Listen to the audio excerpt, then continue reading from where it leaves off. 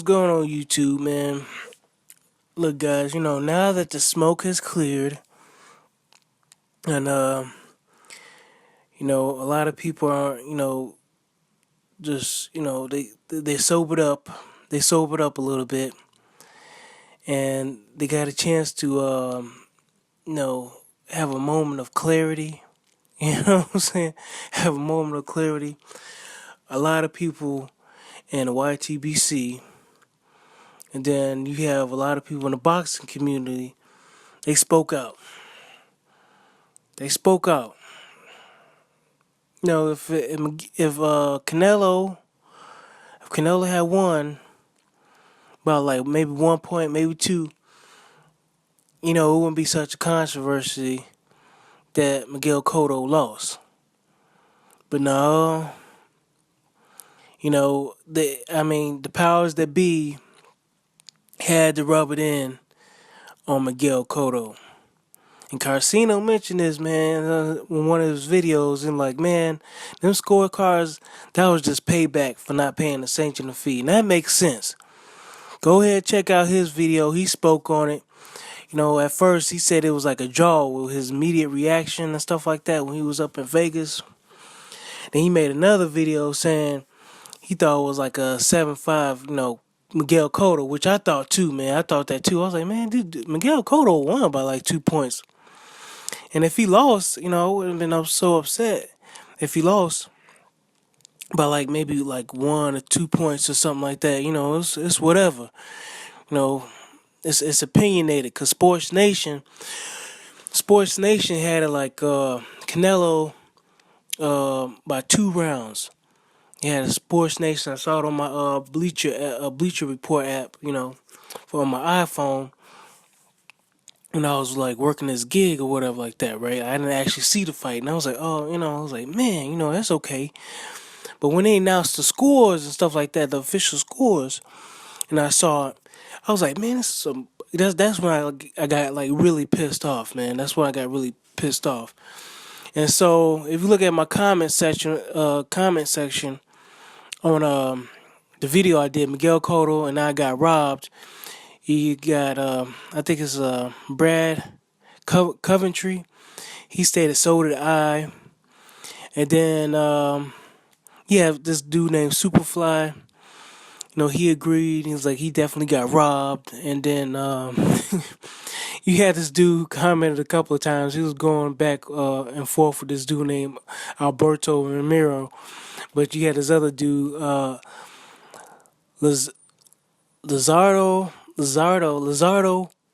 Rivera Sustachi. I'm saying that right. All right. His comment is De La Hoya had those judges in his pocket. Period. Would never buy a pay-per-view promoted by him again. And I agree with that, man. I can't. But to be honest, I ain't never even bought a pay-per-view with Canelo except for like the Mayweather fight. But I'm glad I ain't paid for this one, cause it was just ridiculous, man. And in my mind, it's funny, cause Richard Dwyer spoke on it, and check out his video, man. Check out his video. I know sometimes I might say like I disagree with him and stuff like that, and you're not always gonna agree with someone. But man, he took the words right out of my mouth, man. Check out his video, Richard Dwyer's video. Even when he was like chilling with some of his guys in like a bar where he watched the fight and stuff like that, even guys who were rooting for Canelo said that they were disappointed in the scores. Even though they're happy that they won, they were like, man, them scores were like ridiculous. And when they heard the scores, they were like, man, it kind of like ruined the fight. Even it ruined the sensation of Canelo winning and stuff like that. You rooting for him. When you hear the scores, you like, man, this is bogus. And on top of that, man, another thing I was thinking like that Sunday when I was making the video, and it's funny that like that Saturday when it was announced that he won and stuff like that, I was talking to some of the guys at the job. We was just like outside and stuff like that, just chilling for a bit, at the end of the night. And I had mentioned, I was like, man, And I had mentioned this to someone at my other job. I was like, dude, I was like, he's the money man. Like, how is he gonna lose? How is he gonna lose? Cause think about it. Like in all these other fights, the scores have been ridiculous. Not saying that he ain't win. It's just the fact that the opponent didn't really even have a chance. You know, just based on the scorecards, these aren't like Jesse Vargas scorecards where he's like edging him out by a point, or he's like getting like a very close, questionable decision and stuff like that. This is not like edgy decisions and stuff like that, where you have to like put a question mark on Canelo.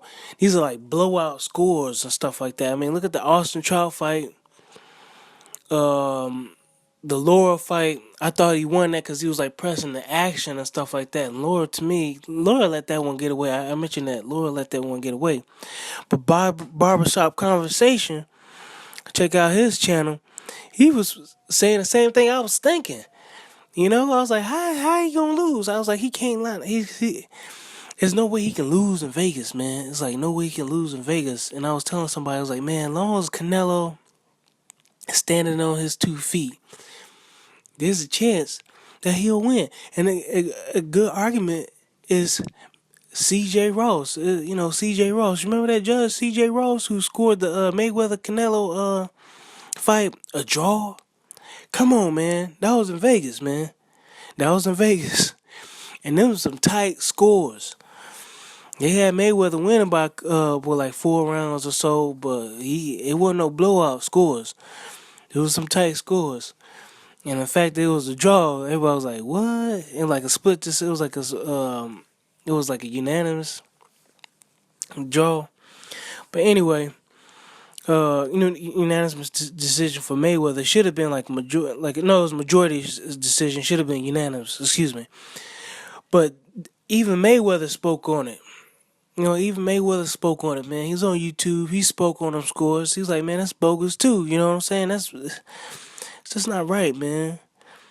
And then you got none other than Juan Manuel Marquez, my man, right out of Mexico, the legend. Now, I don't know what Chavez had to say about it, or Roberto Duran, but Juan Manuel Marquez, he's a current generation. He ain't been retired for almost 20 years like Roberto Duran and Chavez. This man is well traveled, and you know he risked a lot of backlash by coming out and saying that he thought it was a draw, which Carcino predicted. And I was like, yeah, man, you know, I can see it being a draw. He might as well go ahead and made it a draw, right? But no, he was like, man, that fight was a draw, man. It was definitely a draw. It wasn't a blowout. It was like, you know what I'm saying? And I think that's why a lot of people are like upset, man. A lot of people are upset. And a lot of people, actually, a lot of people like thumbs up the video.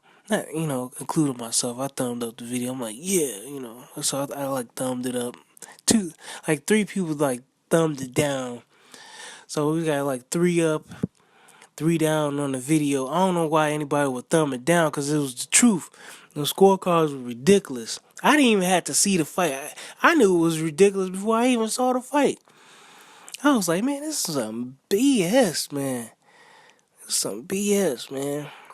And I said it out loud, man. I was like, Canelo's a beat. I was like, Canelo's a beep. But yeah, man. Let me know what y'all think, man. You think this is? Well, I mean, what's next? I mean, who can beat Canelo? Who can beat him? Because he's king of the catchweights. I mean, who really has a chance to beat Canelo? And then he has 15 days to decide whether he's gonna fight like Triple G or not. Like, I don't even know where that's going, man. I don't even know where that's going. If I was Triple G, I would just avoid Canelo because he would have to press the action. He would have to press the action. He's got a good jab. We seen that in the David Lemieux fight. Lemieux was bouncing around all over the place trying to avoid that jab. So I'm gonna end it there, man. I'm gonna end it there.